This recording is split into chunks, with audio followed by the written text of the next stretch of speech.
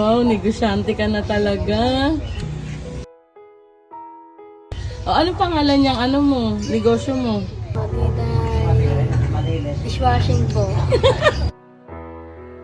Gusto ko lang sabihin sa'yo na alam ko dadating yung araw na mapapatawad mo siya. Gayos na rin po kami. Nino, Nung nanay ko po.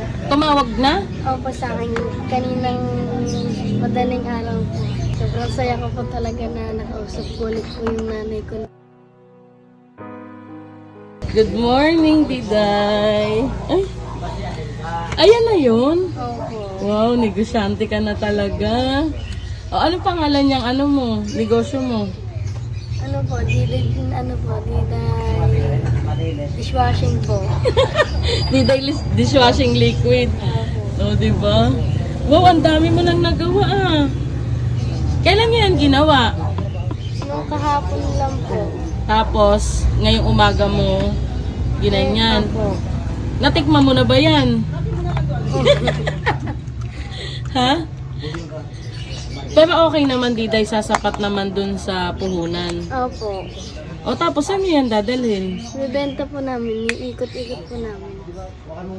Iikot nyo. Tapos yung sinabi mo sa akin na ibibigay mo muna sa tindahan. Opo. Doon lang, tapos kukunin nyo na lang pag nabenta na. Ang galing ni Diday oh. Napakasipag naman talaga. Baka naman palugi, be. Hindi po. Tutusin po muna namin bago po ibenta. Wow, ang galing nga. Sino ang naghalo niyan? Yung asawa ko po. Tapos ikaw lang ang Opo. magsasalin. Opo. Pero ang fairness punong-puno Yung nga po eh.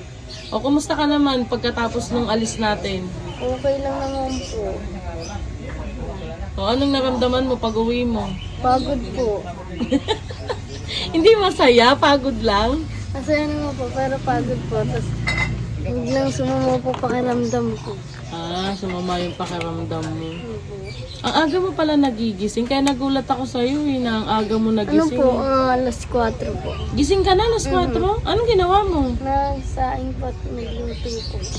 Nagsaing nagluto ng almusal. Opo. Wala kayong pasok today? Wala po, hanggang bukas po. Ang dami mo na palang nagawa, be. Ayan, Diday. Nga pala yung huli nating pag-uusap, diba? Yung tungkol sa mama mo. Opo.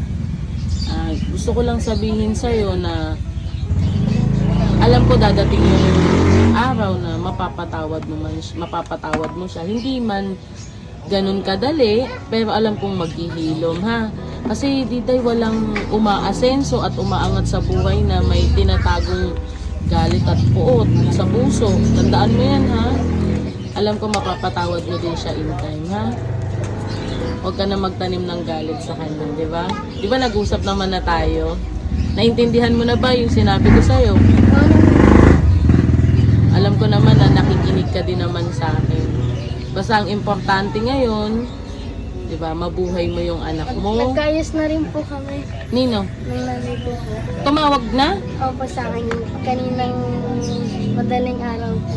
O, anong sabi? Sabi niyo po ay nanginis na daw po ako. Gusto niyo daw po na magkasama daw po kami sa Pasko po. O, di ba? Alam ko naman, Diday, na mabilis ka makakapagpatawad dahil may mabuting puso ka eh. Di ba? At lagi mong, ano yung sinabi ko sa'yo, lagi mong pipiliing magpatawad. Di ba? Opo. Kasi alam kong mabuti kang bata. Sobrang saya ko po talaga na nakausap ko ulit po yung nanay ko na nanghingi po siya ng sorry po sa akin. Tapos ako rin po nanghingi po ng sorry po sa kanya. O, di ba? Hinihiling na lang po namin mag-ina po ay magsama po kami sa Pasko po. At saka, di ba sabi ko naman sa'yo, papabinyagan na natin yung anak mo. O, dapat pumunta si mama mo, saka si papa mo sa binyag ng anak mo. Ayun lang po, hindi ko po alam. Sa Ha? malayong lugar po sila mama po dito. Malayo ba? Pero uuwi siya ng Pasko. Hindi ko lang po alam. Kasi may anak rin po siya.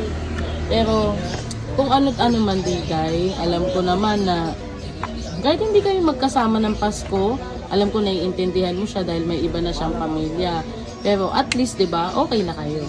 Di ba? Nagkabati rin po. O, di ba? Nagkabati na kayo. Wala namang problemang hindi nadadaan sa maayos na usapan, Diday. At syempre, gusto ko rin siyang makausap at yung mama mo. No? Yung papa mo at yung mama mo para malinaw ang lahat. No? Ang dami mo nang nagawa. Sisimulan ko na nga po ibenta, mama. Mamaya iikot mo na sa mga tindahan. Tapos, Pag naubos po, bibili ulit po kami, tapos gagawin po ulit namin. no? Paano baka pag yumaman ka, hindi mo na ako makilala. Hindi po ah. Pero Dida yan, gusto ko lang malaman mo na natutuwa ako dahil hindi mo sinasayang yung mga tulong na ibinibigay sa'yo. Talagang nininegosyo mo. Pero sana, huwag kang makalimot, Diday, ha?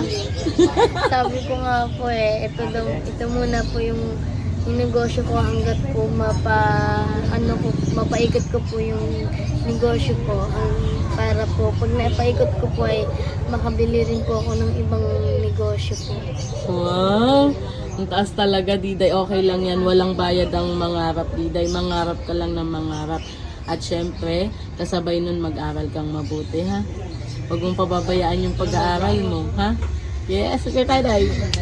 Maraming salamat po kasi andito po kayo lagi sa akin, para sa akin po. Huwag mo na akong paiyakin, Diday. Napakaaga pa. Basta lahat ng yan ay deserve mo yan, ha? Huwag mong pakinggan yung sasabihin ng iba, okay? Wala ba akong libre?